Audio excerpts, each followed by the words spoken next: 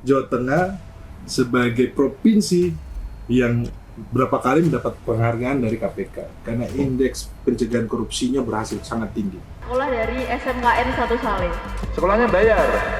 Bayar untuk uang gedung. Hah? Uang gedung. SMK negeri? Hah? Infak. SMK negeri? Ya. Oh, oke. Infaknya berapa? Setiap naik kelas beda. Ya, kamu berapa terakhir? 300. Bener ya? Ciri-ciri kepala sekolah bariki masalah karo gubernur.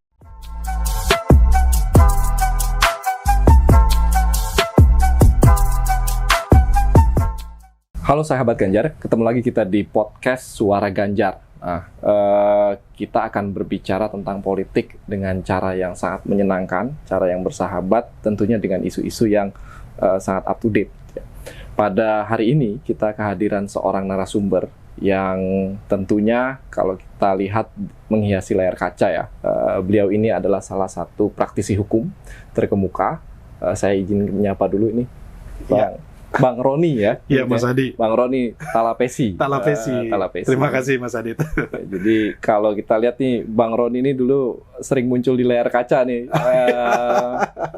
menjadi pengacara untuk Baradae ya. Iya, betul Mas Adit. Ada. Sebelum pengacara Baradae dulu saya pernah pegang kasusnya Pak Ahok juga. Luar biasa, Iya. luar biasa, Iya. Bang Roni.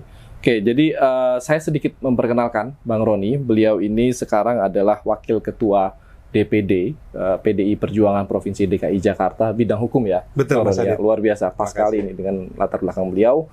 Kemudian juga beliau saat ini menjadi calon anggota legislatif untuk DPR RI daerah pemilihan DKI 2. Betul. Bang Roni ya, Ya. Jakarta Selatan kemudian luar negeri. Betul. Nah, Bang Roni terima kasih sekali lagi sudah Terima kasih, menyempatkan Mas waktu Adit. hadir ke studio kami, Iya. berbagi pengalaman, pengetahuan tentang hari ini kita akan ngomongin isu yang menarik gitu ya, teman-teman sahabat Ganjar.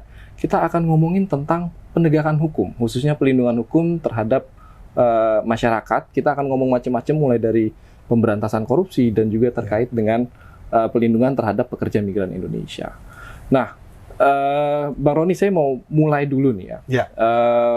Salah satunya adalah Bang Roni waktu itu sempat beberapa kali menyinggung tentang hukum yang progresif. Iya.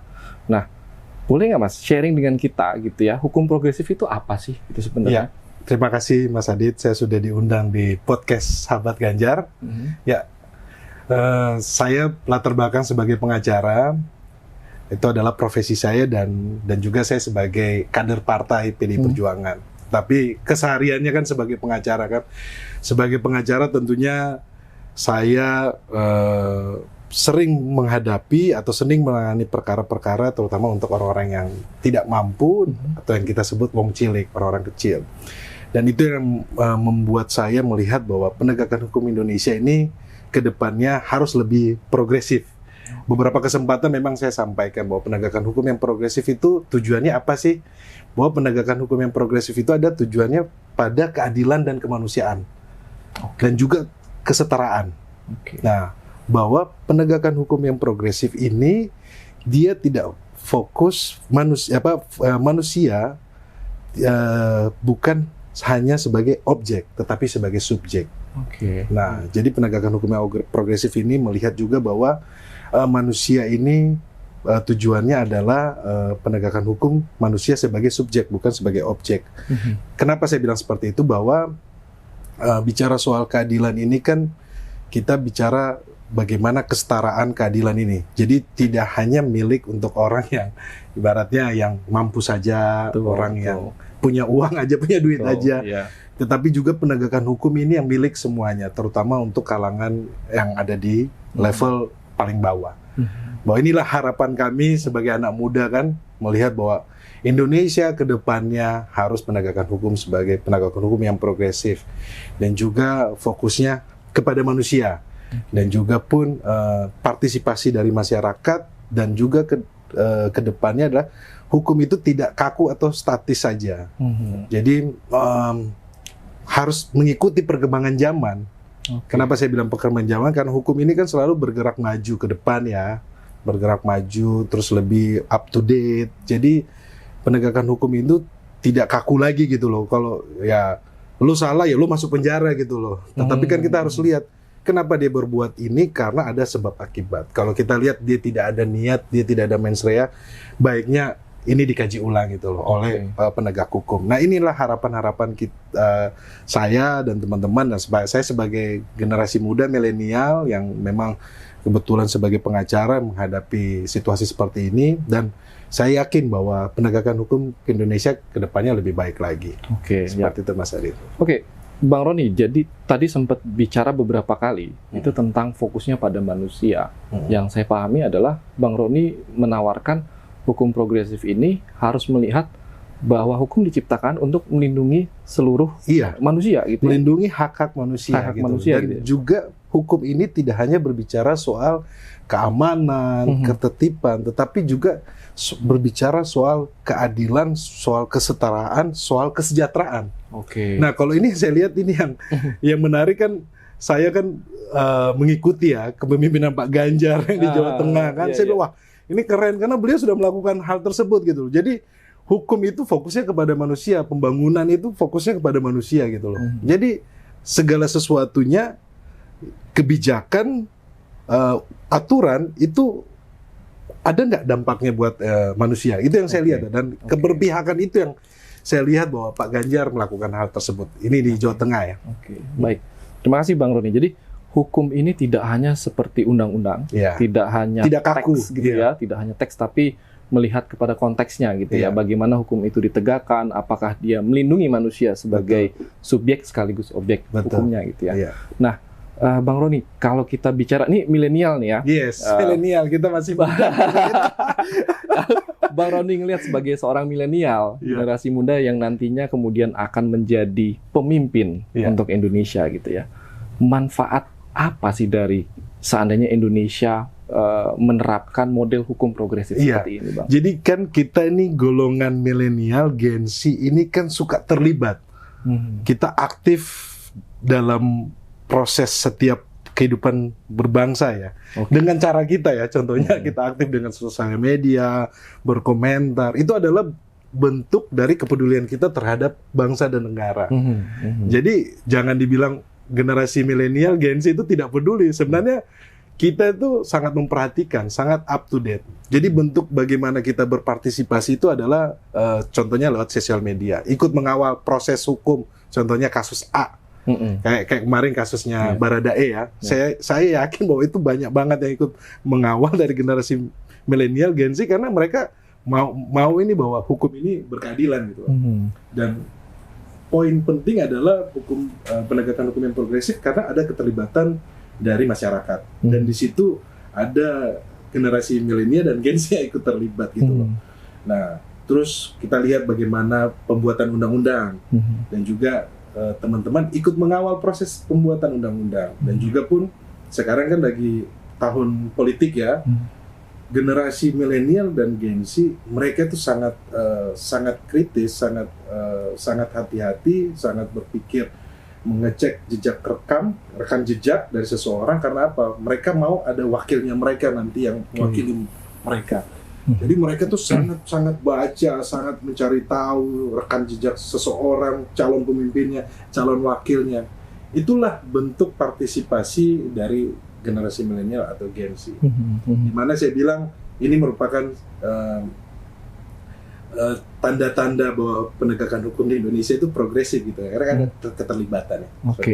Berarti milenial, Gen Z itu sekarang lagi galau ya ceritanya ya tentang penegakan hukum, dan kemudian hukum progresif ini bisa istilahnya meredakan kegalauan itu gitu ya. Betul. Mengisi ruang-ruang kosong tuntutan-tuntutan akan penegakan hukum yang lebih baik. Betul. Gitu ya. Kalau bicara kan isu soal milenial dan Gen Z ini kan soal isu keadilan. Iya, betul. Dimana ya kita cinta terhadap bangsa ini. Kita bangga, kita senang tinggal di Indonesia, kita cinta terhadap bangsa ini, dan kita maunya ke depannya isu soal keadilan ini yang merata. Simpel kok, cuma itu, bahwa keadilan itu milik semuanya. Jadi ya kita bicara keadilan sosial benar-benar ya itu kita bisa lihat dan bisa kita rasakan bagi seluruh rakyat Indonesia. Bagi seluruh rakyat Indonesia. Luar biasa. Nah, ada satu pertanyaan menarik kalau kita bicara tentang hukum progresif, Bang. Permasalahan pemberantasan korupsi, Yes. Bang Roni. Nah, saya pengen tahu kalau Bang Roni sendiri melihat sejauh ini pemberantasan korupsi di Indonesia, apakah kita bergerak maju atau kemudian ada hal-hal yang kemudian harus diperbaiki gitu ya dari Ya, hal ini? sistem hukum di Indonesia menurut saya memang harus lebih mantap lagi, lebih baik lagi. Kenapa? Kalau bicara soal sistem hukum ini sudah lebih baik, tentunya kesadaran hukum dari masyarakat akan tinggi. Mereka akan menghargai proses hukum. Nah, bicara soal tadi tentang penegakan hukum di korupsi, isu korupsi, bahwa memang ya ini perlu kerja keras ya. Ini menjadi PR kita bersama ya. Bahwa apabila kita berhasil menyelesaikan masalah isu korupsi ini, menurut saya setengah masalah dari bangsa ini sudah selesai. Kenapa? Pembangunan sudah berjalan dengan baik, tetapi kesadaran hukum tentang korupsi, tentang pencegahan korupsi itu juga pun harus ditingkatkan. Dan juga pun terkait dengan sistem hukum ini, kedepannya harus lebih baik lagi. Oke. Ya, nah ini ada, kalau kita bicara pemberantasan korupsi kan, seringkali yang dilihat masyarakat di media itu kasus-kasus besar, kelas kakap. Padahal kan kalau kita bicara pemberantasan korupsi itu kan ada pencegahannya. Pencegahan dimulai dari level yang sebenarnya paling bawah skala. Setuju, Gitu ya. Nah, kalau kita bicara dari level yang paling bawah, akar rumput gitu ya, di sosok Pak Ganjar gitu ya, apakah beliau dari pandangan Bung Roni sudah melaksanakan hal-hal ini gitu, pencegahan dari level akar rumput? Menarik ya. Saya ini kan ngikutin beberapa kepala daerah kan, apalagi soal isu hukum nih. Saya mengamati beberapa kepala daerah, dan yang saya kagum sama Pak Ganjar ya. Karena apa? Jawa Tengah sebagai provinsi yang berapa kali mendapat penghargaan dari KPK karena indeks pencegahan korupsinya berhasil sangat tinggi. Pak Ganjar juga membuatkan program yaitu Desa Anti Korupsi. Desa Anti Korupsi, iya. Jadi tadi Mas Adit nanya bagaimana dari bawah, itu sudah dilaksanakan oleh Pak Ganjar. Ada 29 desa anti korupsi. Jadi mulai dari level pemerintahan yang paling bawah ya, udah dimulai ini ya. Itu keren banget. Karena apa? Kesadaran hukum, orang bagaimana mereka melihat bahwa korupsi ini adalah musuh bersama, menjadi masalah bangsa. Dan itu sudah Pak Ganjar melakukan hal tersebut, pencegahan korupsi ini di level tingkatan paling bawah di Jawa Tengah.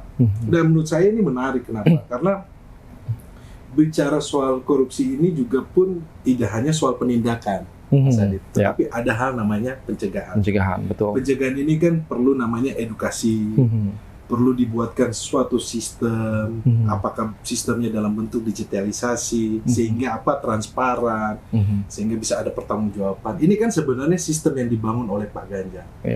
Nah, sistem ini yang dibangun oleh Pak Ganjar menurut saya ini keren banget.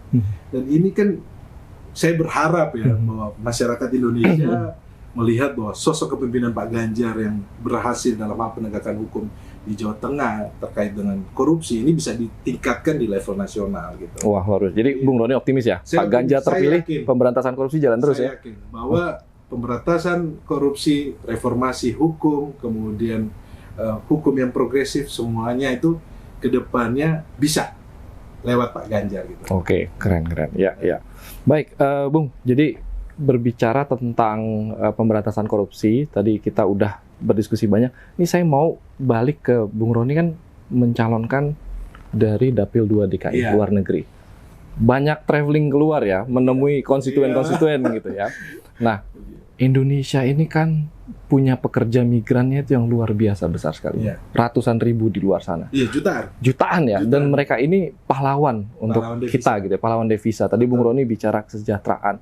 Nah, perlindungan hukum terhadap pekerja migran Indonesia itu sekarang seperti apa sih, Bung, dari pengalaman Bung Roni bertemu dengan pekerja migran kita yang ada di luar gitu? Apa sih sebenarnya kebutuhan mereka terkait perlindungan hukum?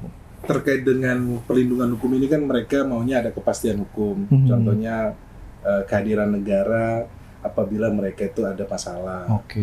Yang kalau saya lihat ini kan terkait isu ketenagakerjaan, terkait isu kontrak, kemudian ada permasalahan di mana mereka ini ibaratnya ada juga katanya overcharging karena charge-nya lebih tinggi oleh pihak ketiga. Nah, isu-isu seperti ini itu menjadi isu di teman-teman ya, ketika saya datang ke Hong Kong, saya datang ke Taiwan, kemudian saya datang ke Malaysia, itulah diskusi kami. Kemudian terkait dengan kesejahteraan, kemudian terkait dengan BPJS itu mereka sampaikan kepada saya. Dan menurut saya bahwa kedepannya memang kehadiran negara sangat penting. Karena apa? Bahwa teman-teman yang bekerja di luar ini kan membawa nama bangsa, menjadi pahlawan devisa, dan sudah selayaknya negara benar-benar hadir dan melindungi dan juga bagaimana meningkatkan kesejahteraan teman-teman. Dan kalau kemarin turun ke Hong Kong kan ada saya buat sesi tanya jawab gitu, konsultasi hukum gratis. Jadi ngobrol, pas lagi ngobrol nanyalah, saya bilang oke, kita ngobrol ya soal tanya jawab, tetapi saya enggak kalau bertanya soal hukum keluarga saya enggak ada yang nanya, Pak, saya ini soalnya sama suami saya. Oke. Aku urusan rumah tangga ya. Domestik itu. Tapi kalau seandainya, Pak, kita ini bagaimana dengan kontrak? Nah, itu saya kasih advice nasihat hukum. Terus yang menarik, kemarin ada juga, Pak, saya ini diputus kontrak oleh majikan secara sepihak. Hari Senin saya mau sidang. Pak Roni bisa ada waktu nggak dampingi saya sidang? Waktu saya di Hong Kong sebulan yang lalu. Terus saya bilang, oke, saya datang ke sidang. Terus datang ke sidang, ngobrol, saya dampingi. Pas sebelum masuk sidang gitu, Mbak Nur Hatimah dari NTB, gemeteran kan, saya bilang, Mbak, nggak usah takut, nggak usah khawatir, ceritakan saja. Karena itu adalah hak Anda. Anda kan diputus sepihak, dan Anda punya hak gitu loh, gaji, kemudian tiket kembali ke Indonesia itu harus dibayarkan oleh majikan. Ini Anda harus perjuangkan. Masuk ke ruang sidang gitu. Ya, tapi keren sih. Waktu pas di sidang, hakimnya tunggal langsung ditanya antara penggugat dari PMI kita, kemudian tergugat majikannya, langsung ditanya di cross check, hari itu langsung diputus bahwa majikan harus membayar kewajiban kepada pekerja kita. Jadi kalau tidak dibayar langsung dipidana, masuk penjara. Oke. Ini saya lihat ini bagus nih sistem hukum di Hong Kong ya. Mungkin bisa kita pelajari dan bisa menjadi bahan masukan juga buat kita sistem hukum. Makanya saya bilang bahwa penegakan hukum di Indonesia harus lebih progresif. Nah, jadi semakin simpel gitu.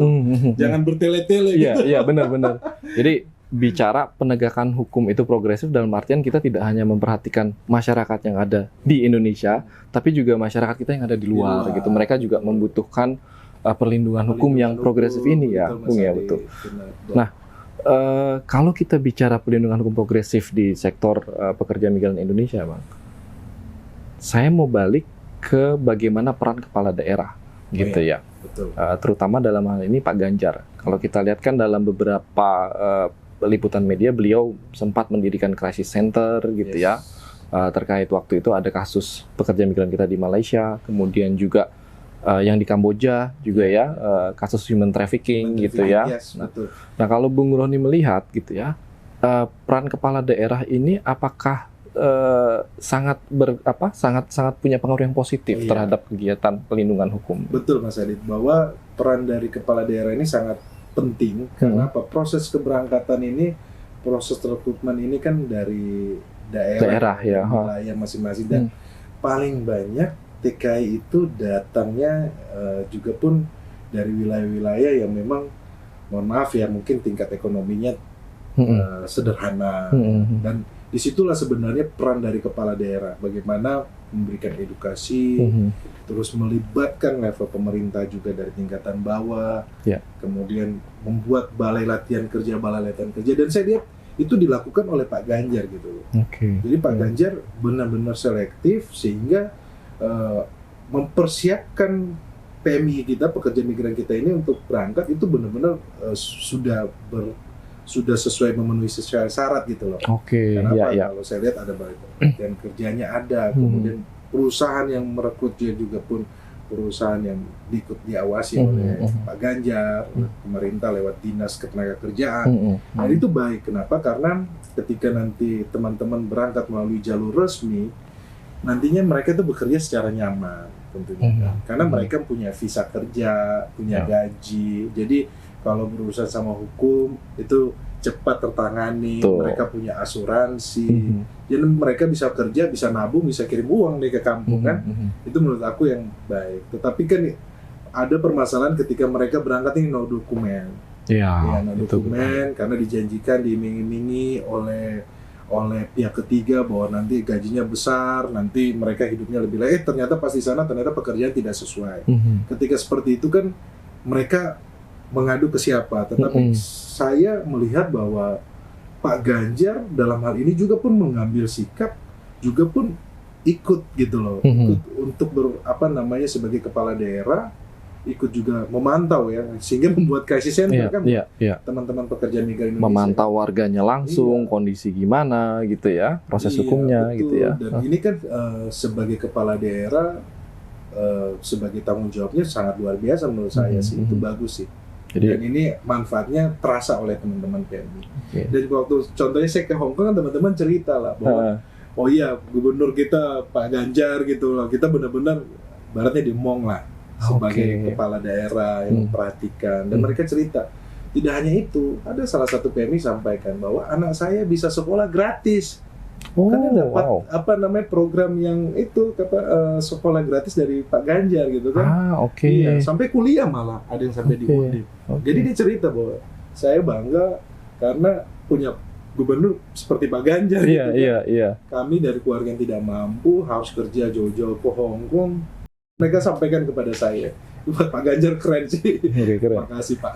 Jadi memang Pak Ganjar ini sudah memperlakukan pahlawan devisa gitu ya, sebagaimana mestinya ya Bung Gian, memberikan perlindungan hukum gitu ya, kemudian juga memperhatikan keluarga yang ada di kampung halaman di Indonesia gitu bisa ya. Sekolah gratis bisa sekolah gratis gitu sampai ya. Kuliah loh.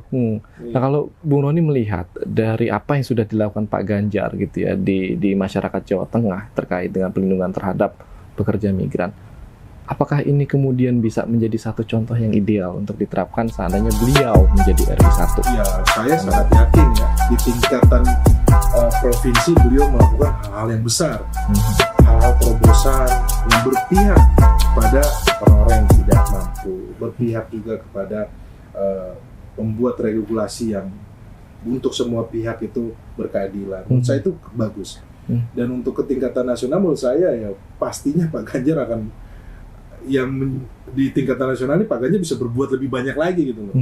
Itu harapan kita kan. Di Jawa Tengah aja beliau bisa melakukan seperti itu, apalagi kalau beliau menjadi presiden gitu kan. Iya. Saya bisa bayangkan bahwa negara kita ini yang negara maju, yang cita-cita kita Indonesia Emas 2045 itu tercapai dengan sosok kepemimpinan Pak Ganjar. Dan saya optimis. Baik, Bung Roni, terima kasih atas kehadirannya di studio kami. Kami tentunya mendapat banyak sekali informasi gitu ya dari Bung Roni terkait dengan hukum progresif. Kita bicara tentang pemberantasan korupsi, kemudian bicara perlindungan pekerja migran Indonesia, dan semuanya itu kita optimis akan terus lanjut dan bahkan lebih baik di era Pak Ganjar jika beliau terpilih gitu ya. Betul. Baik, sahabat Ganjar, demikian podcast kita Suara Ganjar pada hari ini. Suara Ganjar, suara rakyat untuk Indonesia maju.